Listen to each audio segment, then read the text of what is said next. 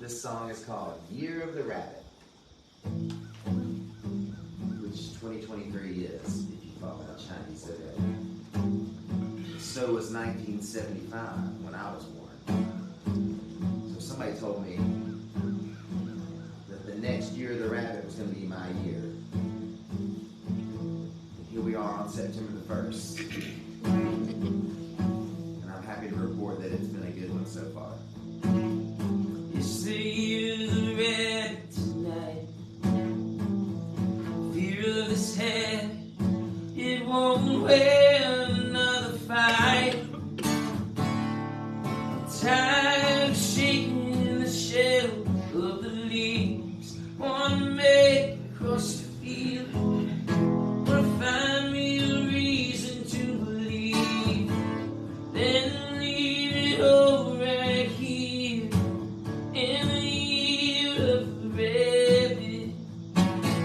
Well, I guess I've been doing alright.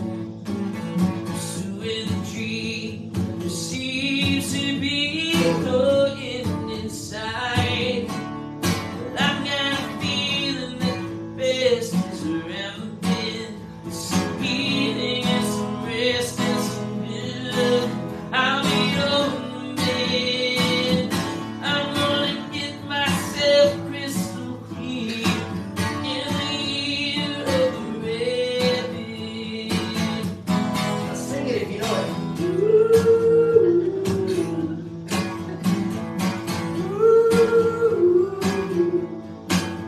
Oh, the universe, She's a friend of mine. she's a friend of mine.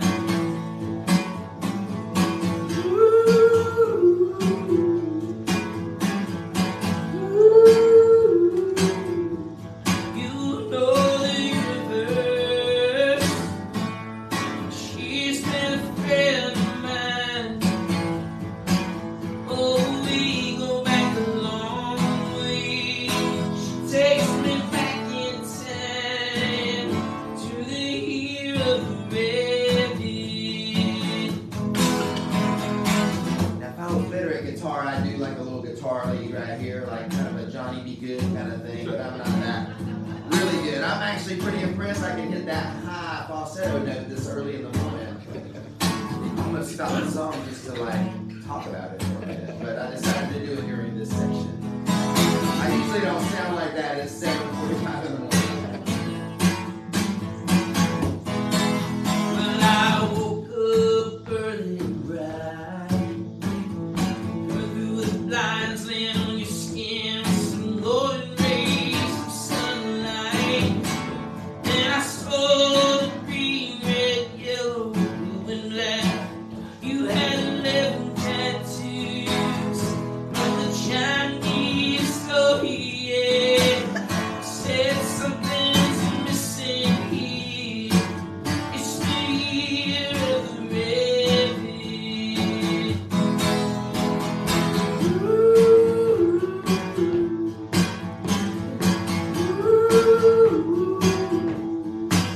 Oh, the universe, she's a friend of mine.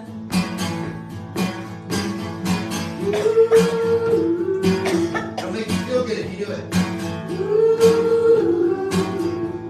You know the universe, she's been a friend of mine. Oh, we go back a long way. She takes me back in time to the year of the rabbit.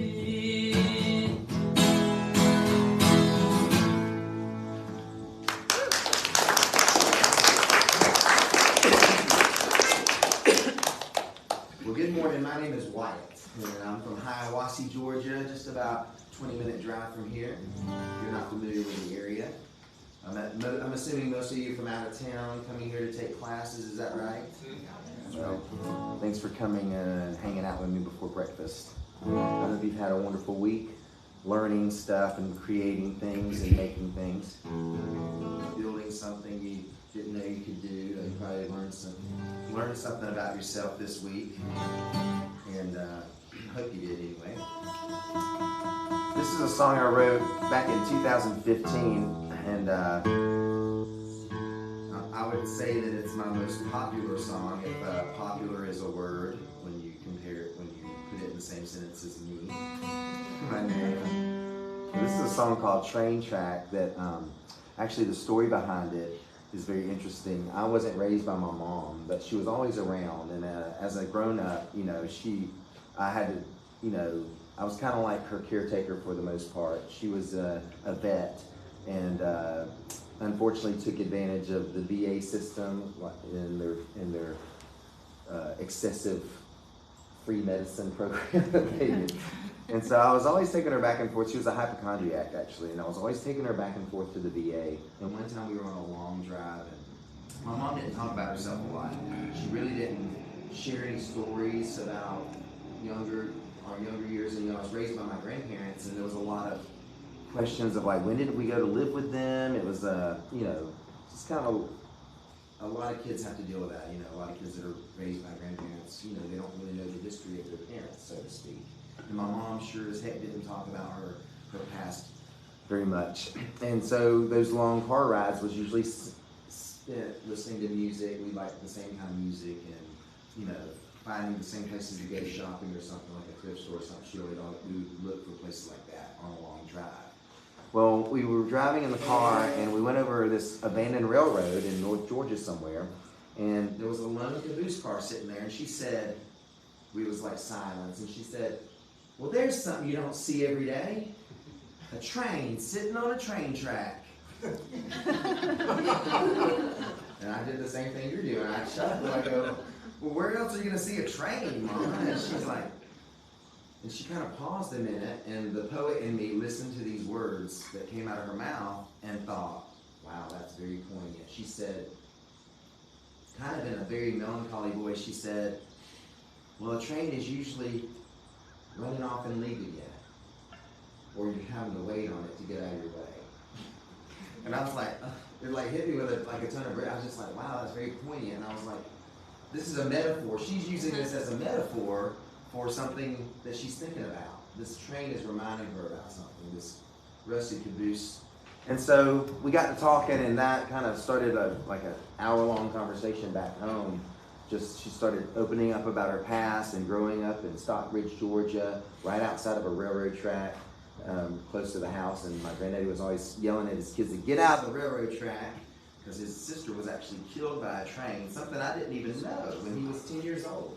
I learned this whole story and how that affected how he raised my mom, and he named her after his sister. Things like that I didn't even know about. And so it was awesome. But anyway, after she died about 3 months later, unfortunately, and I didn't know it was unexpected. And I had written that song title that I was like, I'm going to put that in a song one day. It was so poignant to me. And about 6 months after she died, I was cleaning out the car, and I found that notebook where I wrote that phrase down. Actually, she had written it down for me. I asked her to write it down in my little songwriting notebook, and there it was in her handwriting. There's something you don't see every day. A train sitting on the train track. So she'd be tickled to death if you sing it with me. I've already told you most of the lyrics. I got a heart, it's half broken. I found a quarter, but it's just a token. Just put it in the slot. Here's still hoping. It's 5 o'clock. How come nothing's open? Well, there's something you don't see every day. A train sitting on a train track. Always seems to be rolling away. Never waiting on you, never looking back. Oh,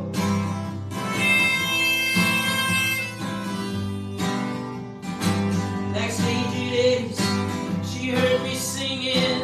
She was getting ready, but she caught the ending. She tried to be nice, but she don't like pretending. I took her advice, you gotta add some sinning. Well, there's something you don't see every day. A train sitting on a train track. Always seems to be rolling away.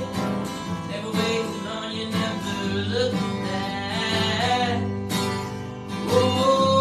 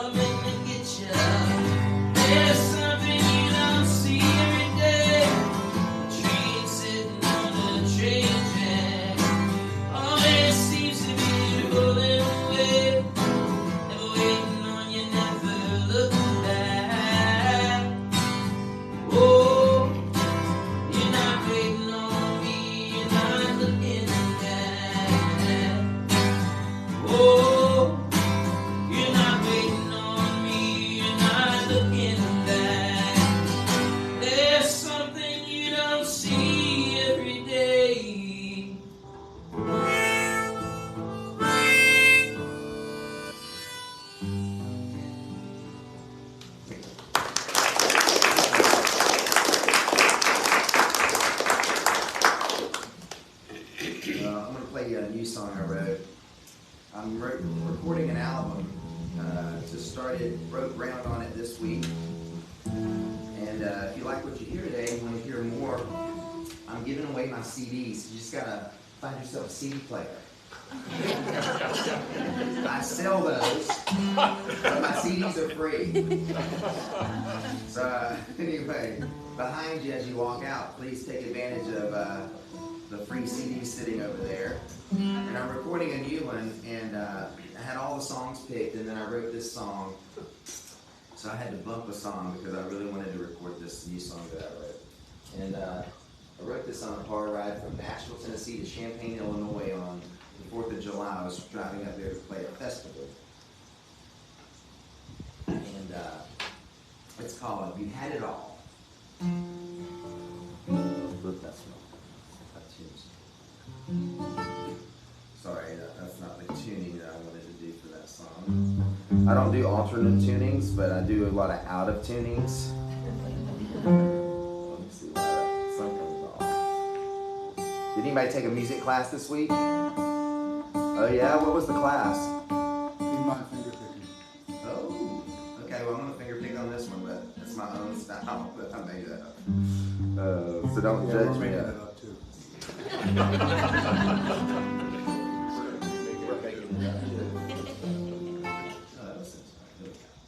This is called You Had It All.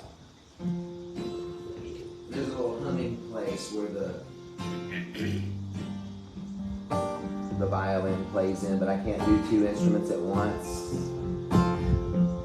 So I'll have y'all hum it with me. It's like this. Let's see, we'll do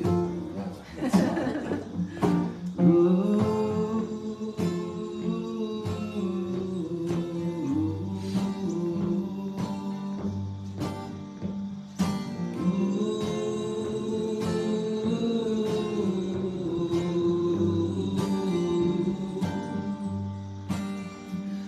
You had it all, but couldn't take it with you. Would you leave it on the train?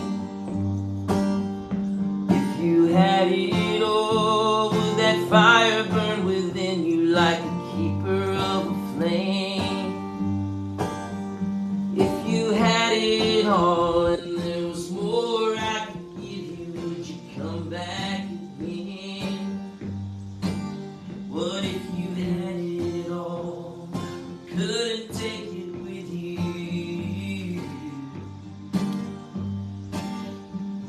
All you lost, all you chose, all your drops in the bucket.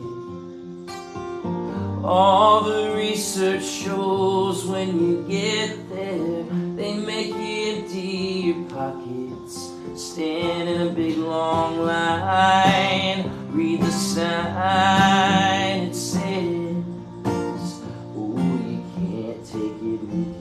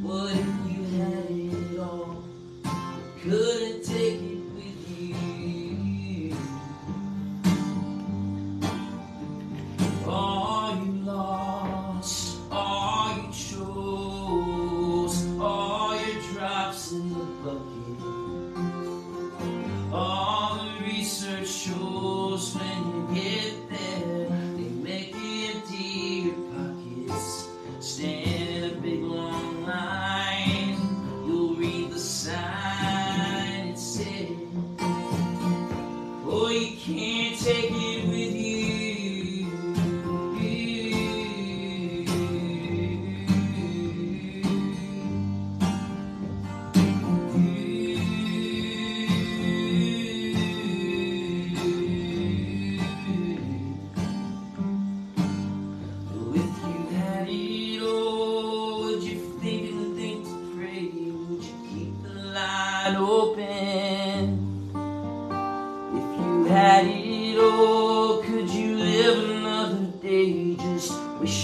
and hoping. Oh, if you had it all, would your mercy find its way to an old friend?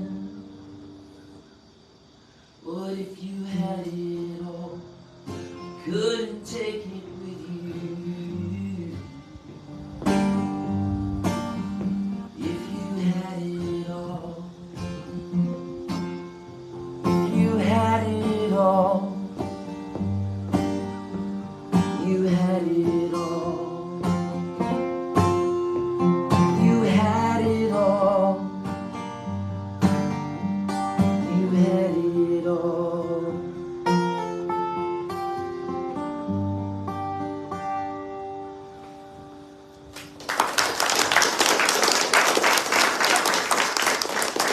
Thank you. Well, it looks like I got two fiddles up here, but if you'll notice, one's bigger than the other one. I've been playing the fiddle since I was about 11 years old. I was a Georgia State champion clog dancer. But y'all didn't pay a high enough ticket price today to see that. That's for the higher price. But I can cut a rug, as they used to say when I was a kid. That boy can cut a rug. And I guess my granny had told me about the time I took the scissors to her carpet, but that's what I thought she did. My friend let me borrow her viola, and I've just been loving the heck out of it. And I was like, I can't play the viola, but if you can play the fiddle, you can play the viola, right? Just fiddle music on a viola don't sound, it's kind of off-putting at first, but I thought I'd bring it this morning and show you that I can do weddings now.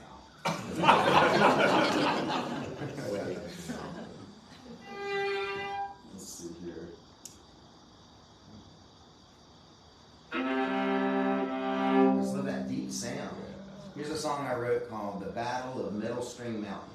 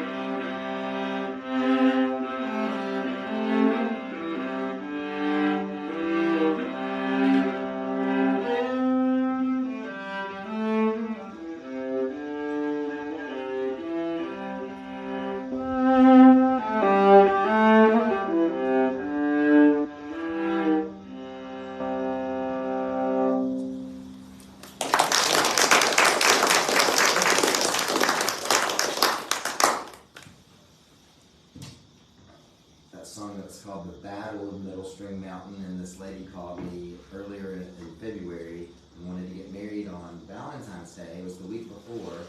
She said, I heard you play violin. Can you come play for my wedding next week? I said, well, when is it, ma'am? I'm pretty booked up. Next week? She goes, yeah, my musician backed out on me, and I need another violin player, and I want you to walk me down the aisle while you play. And she said, yeah, it's going to be a weird wedding, but you're going to have fun.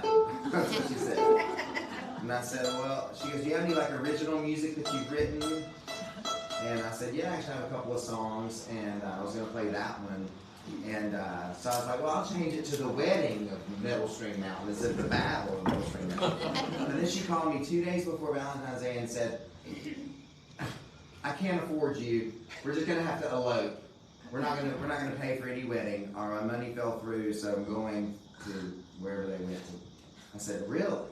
So now it's called The Battle of Metal String Mountain. But it sounds like it'd be pretty at a wedding, I think.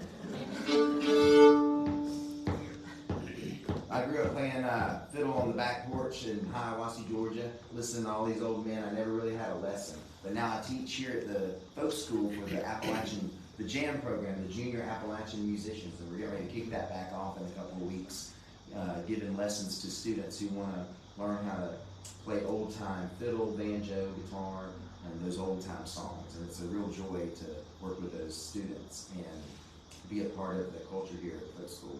And so keeps my chops up anyway, so to speak, because I don't play this kind of music in my live shows for the most part. So.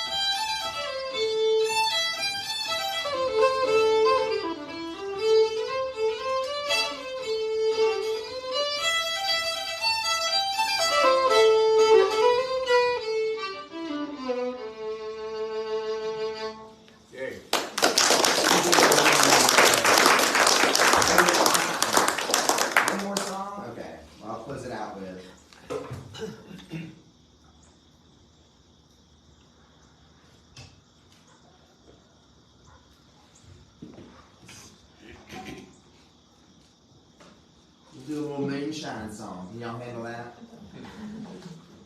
I grew up in Georgia. We don't have a lot of moonshine in Georgia like y'all do in North Carolina. I started playing a lot of concerts in North Carolina. I was like, man, if I'm going to compete with these other musicians over here, I got to have a moonshine song.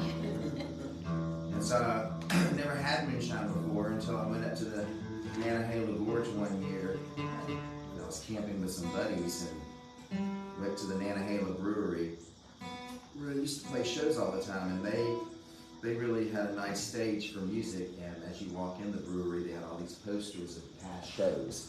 And there was a few posters of me up there on different parts of the wall, and I didn't know it, and my friends didn't know that I was that famous. So we were camping, and I go, let's go to the brewery one night from the campsite, and we went in there, and there was all these posters of me, and they were like shocked. And I went, wow, look at, they really like you here. And I go, oh yeah, I guess, I don't know how they got those posters. I sent them every time I had a show anyway. So anyway, we were trying the new brew that they had. They said, come on out to the VIP bonfire out back of the brewery. We want y'all to taste our new IPA. We're going to release it tomorrow. Then you get a first taste. But somebody was also passing around a jar of moonshine that had a little bit of honeysuckle in it. And I remember the guy saying, if you're going to drink moonshine, drink it with honeysuckle, it goes down easier. And it just made it sweeter, and it did go down easier. And I came back, and this was before my granddaddy had passed away, and I wrote a song. I was writing this song called Honeysuckle Shine. I go, Granddaddy, I'm writing a moonshine song. He said, what's it called? And I said, Honeysuckle Shine. And my granddaddy was a jokester and very quick-witted, and I was very gullible my whole life growing up with him. And at 91, this is what he told me. This is about 6 months before he died. I'm on the couch writing this song. Honeysuckle Shine. Back after the war, when me and my brothers were in the CCCs and we used to come to North Georgia, we built Moccasin Creek State Park and Vogel State Park. That's why I opened my campground, is because I love building those state parks. But when me and my brothers were up here in North Georgia, we would drive over to Bryson City. And there used to be a strip club. I said, in Bryson City? He goes, yeah. And your Uncle Johnny, my brother, fell in love with a stripper, and that's what her name was, Honeysuckle Shine. And I believed that for about 2 hours. Like, that's how quick he was. So this song is about moonshine, or about my Uncle Johnny's favorite friend that he had in Bryson City, Honeysuckle Shine. And in January, I'm teaching a little songwriting weekend class here at the folk school. So if you want to come learn how to write a moonshine song, I'll teach you. That pneumonia river, it winds, wraps around the gorge like a new ball of twine. I'm pulling the water, she left me behind. I need a sip of honeysuckle shine.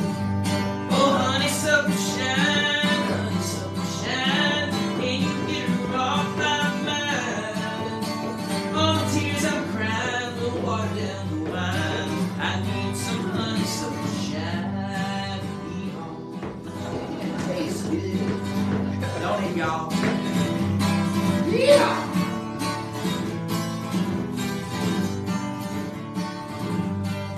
Well, that night back at the camp with our beans on the fire, passed around the dobro and the pipe and got higher. That did about as good as a preacher to the choir. I just wanted some honeysuckle shine.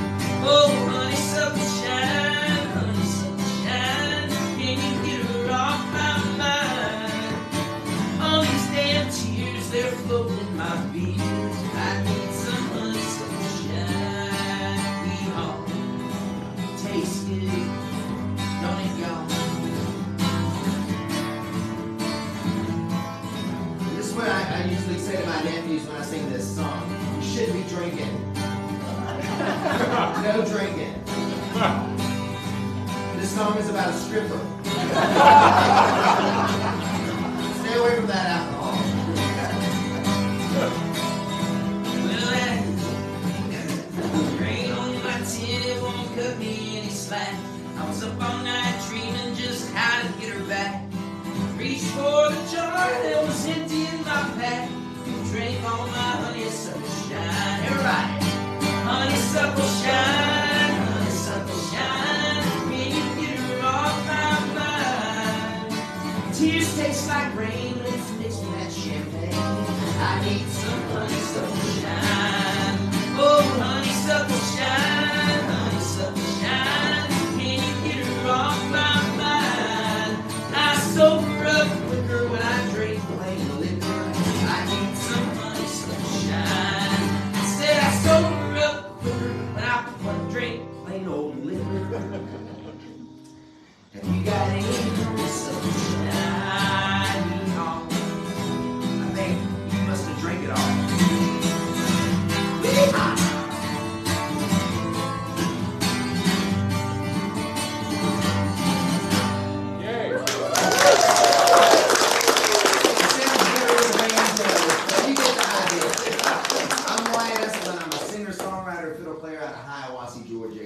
follow me, please. And get you a Year of the Rabbit t-shirt so I can buy my own viola.